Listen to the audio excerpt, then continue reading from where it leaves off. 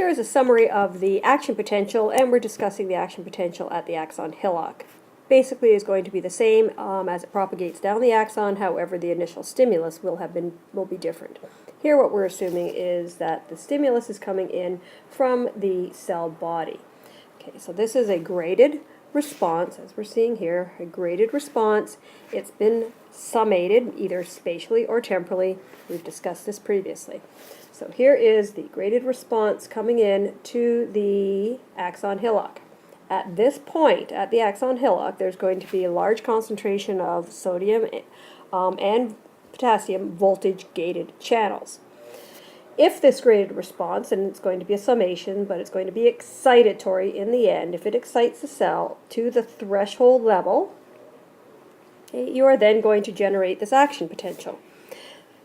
Overall, what we're going to have in the action potential is a depolarization, okay, which means that the cell is becoming, the inside of the cell is becoming less negative, okay, so it's going towards zero. You'll note that there's actually a period here which is called the overshoot, where the polarity actually switches and turns positive on the inside. You then have the repolarizing phase, which is going to return it to the resting membrane potential. This is sometimes known as the downstroke. And then you have the hyperpolarizing phase, which is known as the undershoot.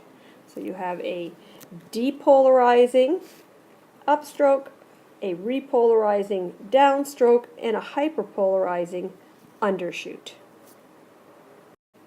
Let's now take a look at what is causing this depolarizing phase of the action potential, or the upstroke. As the resting membrane potential deviates and heads towards threshold, what's happening is that voltage-gated voltage-gated sodium channels are going to start to open up. Now, remembering that this channel has two gates, so note here that it is the activation gate of the sodium channel that is opening up at threshold.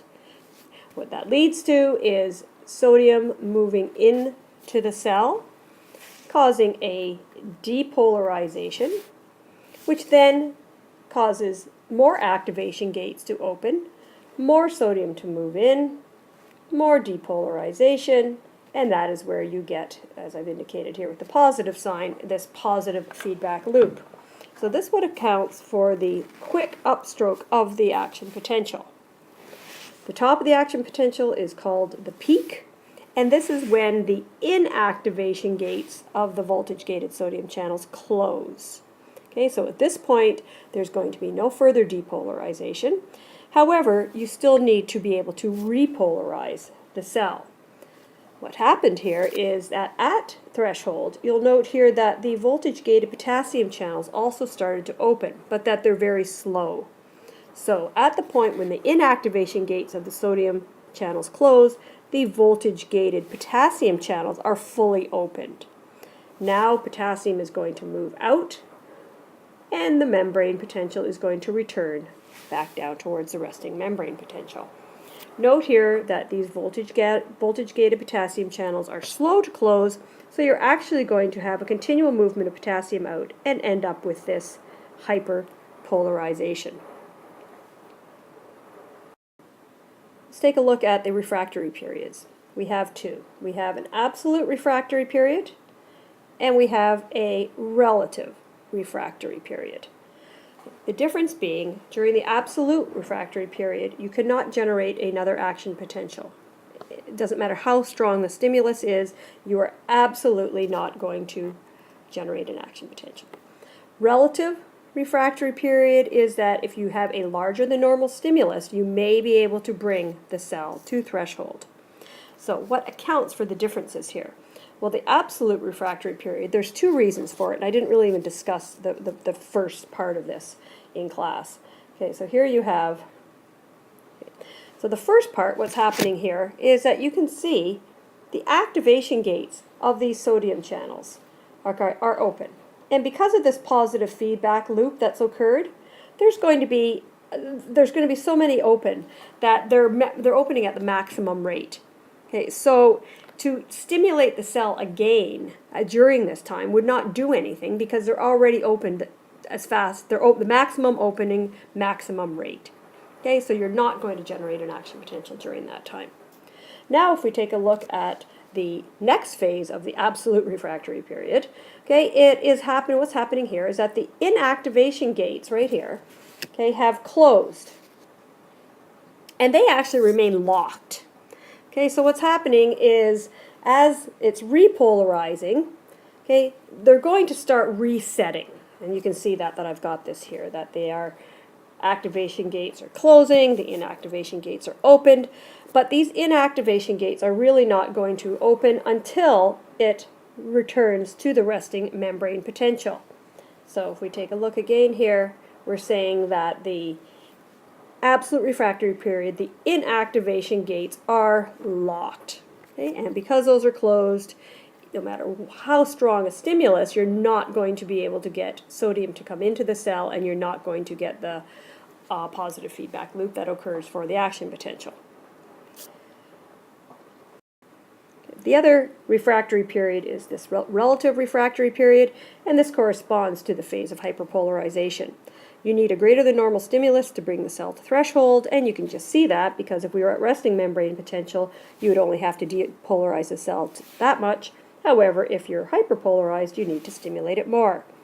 The key to this is that these inactivation gates, you can see here, some of them are still closed. Remember, they were locked here. They're going to start resetting themselves. However, some of them are still going to be closed. The other key point here is that the potassium channels are still open. So any sodium that's moving out is going to be counteracted by the sodium moving in is going to be counteracted by the potassium moving out. So two things here, we have to reset those channels back to their resting state, and the potassium channels actually have to close before we're going to be able to get to threshold. Again, stronger than normal stimulus will bring the cell to threshold, but a normal stimulus will not. So, in summary, the graded response is going to bring the cell to threshold, at which point the activation gates of those sodium channels open up, sodium moves into the cell, you have a positive feedback loop, which is going to lead to the very rapid depolarization and actually to the overshoot. This is known as the upstroke of the action potential. At the peak of the action potential, the inactivation gate of the voltage-gated sodium channels close. Sodium no longer is going to enter the cell. Simultaneously with the closing of those inactivation gates, the slowly opening potassium channels, remembering that they started to open up at threshold also, they will be fully open, which now allows potassium to move out, and we're going to get the downstroke or the repolarizing phase of the action potential. Remembering at the repolarizing phase, and particularly by the time it reaches the resting membrane potential, these voltage-gated sodium channels have to reset. Until you get to the resting membrane potential, the inactivation gates are actually going to be locked, and that is what's accounting for this absolute refractory period. The first part of the absolute refractory period is because all the gates are opened and increasing the stimulus has no effect because the gates are all open. Okay. Then you have the relative refractory period because those potassium channels, not only are they slow to open, they're also slow to close, and therefore potassium will continue to move out and the cell will actually hyperpolarize. Okay. Remembering again that relative refractory period, stronger than normal stimulus needed because the inactivation gates are not fully reset, and those channels have to go back to their original conformation in the resting state before another action potential can occur, unless you have a stronger than normal stimulus.